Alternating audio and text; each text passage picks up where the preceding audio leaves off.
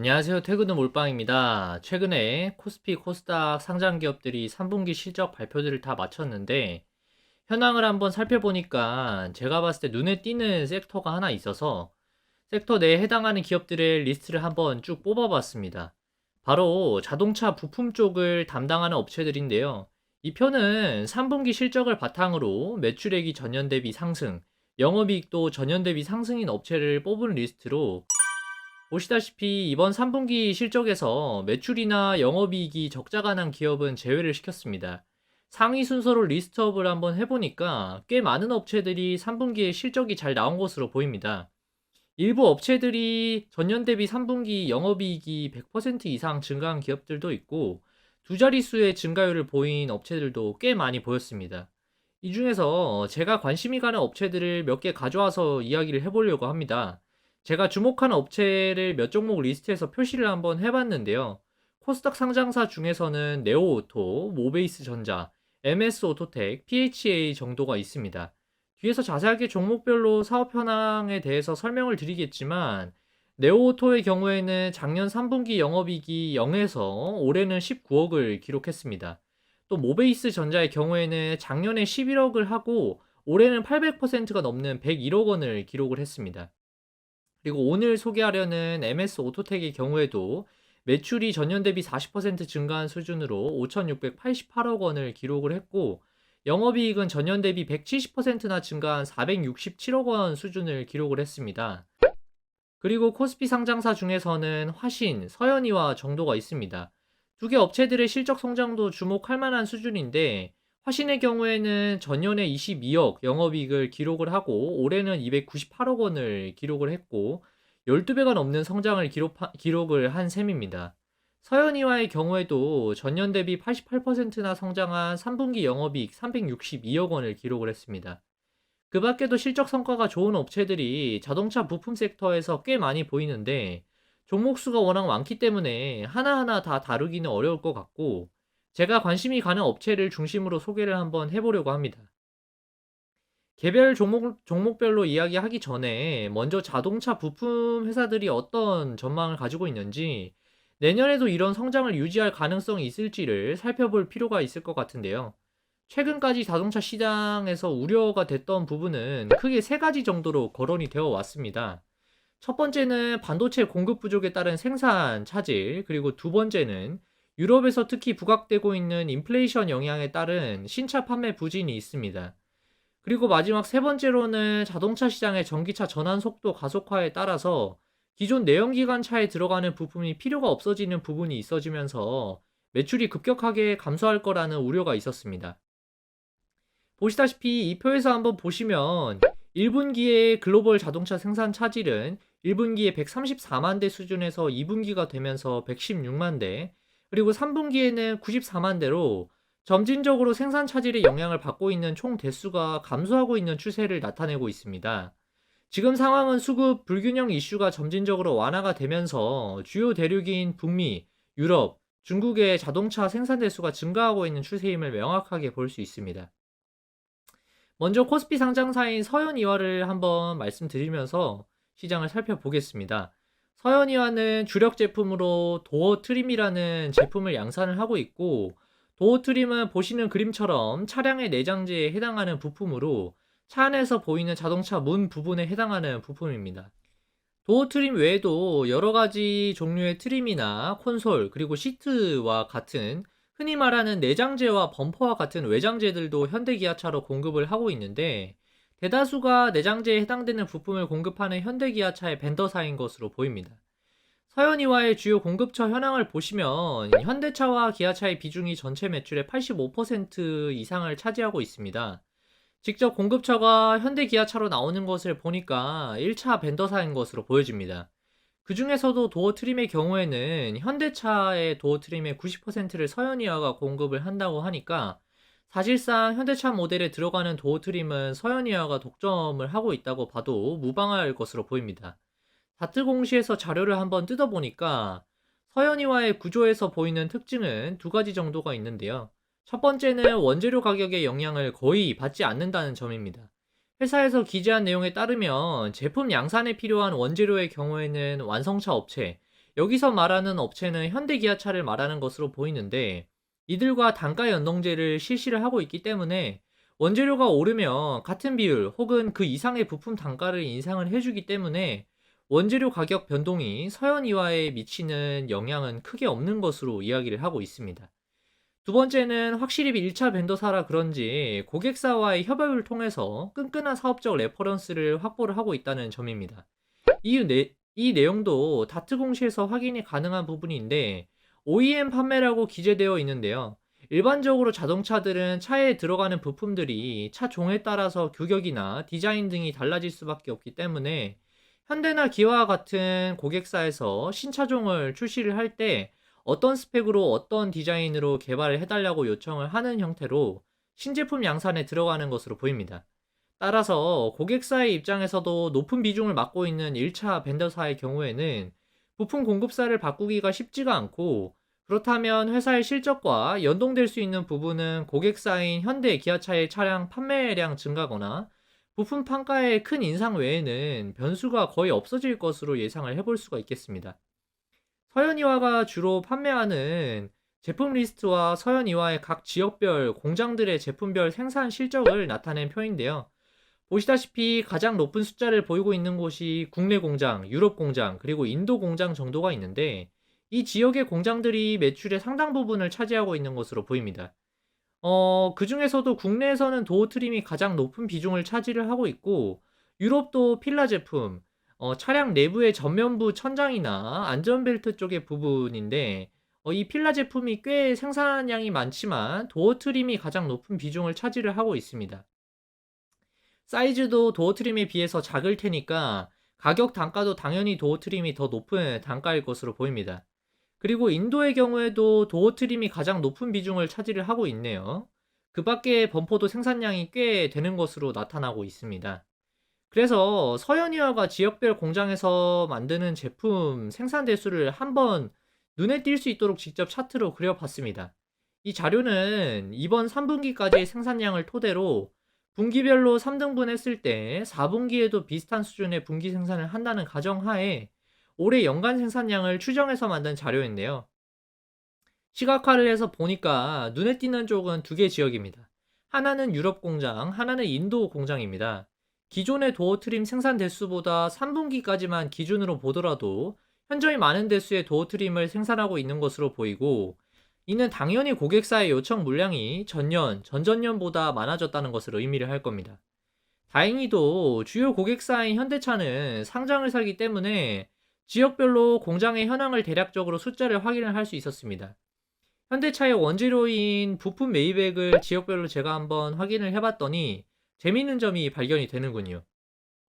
보시다시피 작년까지만 하더라도 러시아 공장에서 생산 물량이 꽤 됐었기 때문에 러시아 공장에서 매입하는 부품의 규모가 꽤 컸었는데, 아시겠지만 올해는 러시아발 전장 이슈로 러시아 현지에서 부품 공급에 차질이 있었고, 현대차에서 거의 러시아 현지 생산을 중단하다시피 한 상황입니다. 이런 상황은 아시겠지만 현대차에만 국한되는 것이 아니고, 일부 완성차 업체들은 이미 러시아 지역의 사업을 철수하는 것으로 공식적인 발표를 한 메이저 업체들도 있을 정도로 상황이 심각합니다. 아마도 러시아와 우크라이나가 종전 또는 휴전으로 접어든다라고 할지라도 단기간 내에 생산 물량이 원활하게 다시 공급될 것처럼 보이지는 않고, 지정학적 리스크를 한번 경험을 했기 때문에 현대차와 같은 업체들 입장에서도 러시아 생산 물량을 다른 국가의 공장으로 넘겨서 추가적으로 생산량을 늘려나갈 것으로 전략을 가져가는 것으로 보입니다. 작년 3분기 원재료 매입액 수준과 비교를 한번 해보면 러시아의 경우에는 마이너스 69% 수준이고, 올해 계속 같은 수준인 것으로 봤을 때는 앞으로는 거의 제로에 가까운 수준이 나올 것으로 추정이 됩니다. 게다가 인도, 튀르키예 체코 공장의 경우에는 부품 매입 총액이 전년 동기 대비 각각 70%대, 80%대를 기록을 하고 있고, 연간 기준으로는 거의 2배에 달하는 수준까지도 올라올 가능성이 충분히 있는 것으로 보이는 상황입니다. 하지만 현대차에서 인도에서 생산할 수 있는 캐파는 전년과 비슷한 연 70만 대 수준으로 크게 증가하지 않고 있는 상황이고, 대규모 투자 없이는 쉽게 늘리기 어려울 것으로 보입니다. 튀르키예나 체코의 경우에도 상황은 비슷합니다. 그럼에도 앞서 보여드린 것처럼 유럽, 인도의 부품 매입액의 규모가 전년 대비 급격하게 커진 것은 미리 수급 이슈에 대비를 하고 생산량을 바짝 채우기 위해서 물량을 더 준비해두는 측면도 있을 테고, 매입하는 부품의 가격이 올라갔을 수도 있겠다는 생각이 듭니다. 보시다시피 서현이화에서 공급하는 도어 트림의 ASP의 3개년 추이를 한번 보시면 올해 3분기 들어서 직전 연도 대비 6% 증가한 것으로 보이고, 계속해서 ASP 인상될 여지가 있는 상황인 것으로 보입니다. 부품 조달에 어려움이 있고 미리 대비해야 하는 현대차 입장에서는 최대한 벤더사들을 잘 다독여가면서 물량을 받아내야 할 테니까 말이죠. 앞서 보여드린 자료들을 종합해서 서현이와의 이번 3분기 실적 내용을 한번 살펴보시면, 서현이와의 3분기 실적의 큰 폭 성장이 가능했던 것은 상당히 선명하게 이유가 그려지는 것처럼 보입니다. 고객사로 공급하는 부품의 판가의 상승, 그리고 러시아 공장 생산 중단 여파로 인해 인도와 유럽 공장으로 눈을 돌리고 있는 고객사의 해당 지역의 공장의 수요의 증가가 있었기 때문에 P와 Q 모두 우호적으로 개선되고 있는 상황인 것으로 보입니다. 4분기 실적을 기다리면서 저가에 모아간다는 생각으로 접근을 한다면 좋은 성과가 있을 것으로 생각합니다. 네, 두 번째로 살펴볼 업체는 MS 오토텍이라는 업체인데요. 이 업체는 상장사인 다른 자동차 부품회사 명신산업 지분을 일부 가지고 있는 업체로, 타법인 출자 현황을 보시면 명신의 인도 법인, 브라질 법인은 100% MS 오토텍이 보유하고 있으니까 MS 오토텍이 온전히 지배하고 있는 셈이라고 보입니다. MS 오토텍은 자동차 자차체를 만드는 회사고, 쉽게 말해서 자동차의 뼈대를 생산을 하는 겁니다. 이 뼈대가 얼마나 좋은지에 따라서 안정성이 결정될 수 있고, 뿐만 아니라 자동차의 소음에도 영향을 주기도 하고, 다른 부품들을 탑재할 수 있는 공간을 이 뼈대가 결정하기 때문에 자동차 업체에서는 상당히 중요한 부분이고, 그래서 더 퀄리티가 좋아야 하고 고객사로부터 좋은 레퍼런스를 가지고 있어야 하는 사업 분야라고 말씀드릴 수 있겠습니다. MS 오토텍이 만드는 제품인 차체 부품들도 대부분이 아연, 냉연 등으로 철강 제품들이 원재료다 보니까 최근에 원자재 가격 급등에 따른 피해를 좀 봤을 것으로 생각을 했는데, 실제로는 생각보다 그렇지 않았습니다. 다트 공시상에서도 고객사인 현대차에서 원재료 매입액에 대한 내용을 고지해주고 그에 상응하는 수준만큼 부품 판가를 올려주는 것으로 기재되어 있었습니다. 게다가 원재료 매입 단가를 3개년치 확인을 했는데, 작년에는 전년 대비 변동이 아예 없는 수준이었는데 올해는 많게는 20%까지 원재료 가격이 올라간 부품들이 있었습니다만, 요즘 글로벌 원자재 가격의 급등 추세에 비하면 크게 상승하지 않은 것으로 느껴집니다. 게다가 이마저도 판가 상승으로 고객사의 전이를 시킬 수 있다고 하니까 실제로 이익률이 잘 나온 것 또한 여기에 해답이 있을 것 같습니다. 매출 영업이익의 이익률 차트를 한번 보시면 매출 총 이익률이 이번 3분기에 14.5%를 기록하면서 최근 5년간 최대의 수준을 찍은 것으로 보입니다. 그만큼 매출의 볼륨도 커졌고, 영업이익도 한번 보시면 분기에 300억 원, OP 마진이 5%를 넘어간 적이 없다가 이번 3분기에서는 460억 원, OP 마진은 8%를 넘는 수준을 달성을 하면서 이익 기대감이 확 커진 모습이 보입니다. MS 오토텍에 연결되는 회사들의 현황을 한번 살펴봤더니 여기도 서현이와 때와 마찬가지로 인도 공장과 브라질 공장이 눈에 띄는 모습입니다. 100% 자회사기 때문에 실적이 온전히 MS 오토텍으로 반영되는 부분이 있고, 그 밖에도 MS 오토텍은 명신산업 지분의 일부를 들고 있기 때문에 명신산업의 아래에 시몬테크라는 자동차 부품 회사의 지분을 간접적으로 33% 정도 보유하고 있어서 명신산업의 자회사인 시몬테크 미국 공장까지도 지분이 연결되는 모습을 확인할 수 있습니다. 과거에는 명신산업이 상장되기 전에 투자할 수 있는 유일한 방법이었기 때문에 MS 오토텍이 시장에서 더 크게 관심을 받았던 것으로 보입니다. 그래서 실적 연결된 부분을 연결해서 보면 좀 더 눈에 띌 것 같아서 표를 가져와 봤습니다. 시몬테크도 작년 3분기 대비 올해 3분기에 매출이 800억이 넘게 증가하면서 크게 MS 오토텍이 기여를 한 것으로 보이고, 앞서 말씀드린 것처럼 현대차의 러시아 공장 생산 중단의 영향인지 100%를 확신하기는 어렵지만 인디아 공장, 브라질 공장 그리고 시몬테크의 중국 법인 그리고 미국 법인도 급격한 매출 증가를 보여주고 있는 상황입니다. 미국 법인의 경우에는 전년 대비 매출이 1,200억이나 증가했습니다. 확인한 바로는 시몬테크 미국 법인의 경우에는 프리몬트 테슬라 공장향으로 잡히는 매출인 것으로 보이고요. 그리고 NA 북미 법인의 경우에는 테슬라의 텍사스 공장향으로 공급되는 부품이 올해 7월부터 본격적으로 잡히기 시작한 것으로 알려져 있는데 앞으로 얼마나 커질지는 확실하지 않은 상황입니다. 어쨌거나 이러한 자회사들의 해외 공장 매출 증가폭에 힘입어서 3분기 실적에서 MS 오토텍은 YOY 40%가 넘는 매출 증가를 기록을 했습니다. 앞서 말씀드렸지만 명신산업은 이제 상장을 해서 직접 투자가 가능한 상황이라 굳이 MS 오토텍을 하실 수도 있겠지만 MS 오토텍이 직접 하는 사업이 아예 없는 게 아니고 명신 인디아나 명신 브라질은 또 MS 오토텍이 100% 가지고 있는 상황이라고 말씀을 드렸고 앞서 말씀드린 고객사의 러시아 생산 중단 영향을 다른 국가의 현지 생산 능력이 있어서 더 부각이 받을 수도 있는 여지가 있을 것으로 보고 있습니다. MS 오토텍의 생산량을 한번 살펴봤더니 작년 3분기를 기준으로 생산 실적으로 270만 정도가 했었는데 올해 3분기를 기준으로는 보면 290만 이상이 나오고 있습니다.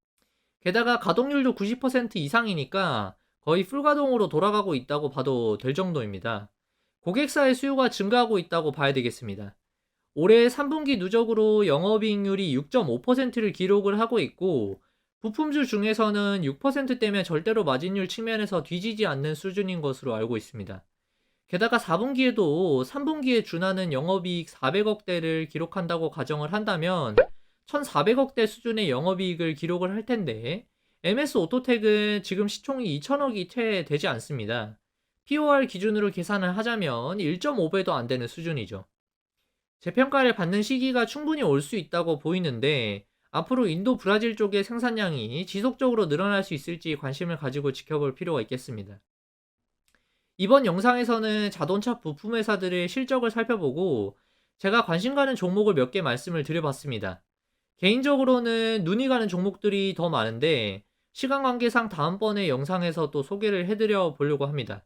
앞서 보여드린 3분기 실적 순위별 리스트는 아래 댓글을 통해서 제가 공유를 해드릴 테니까 직접 실적이 잘 나온 기업들의 분기 보고서를 보면서 공부를 직접 해보는 것도 좋겠습니다. 오늘 제가 준비한 영상은 여기까지입니다. 제 영상이 도움이 되셨다면 구독과 좋아요 부탁드리고 알림 설정까지 해두시면 다음 영상도 놓치지 않고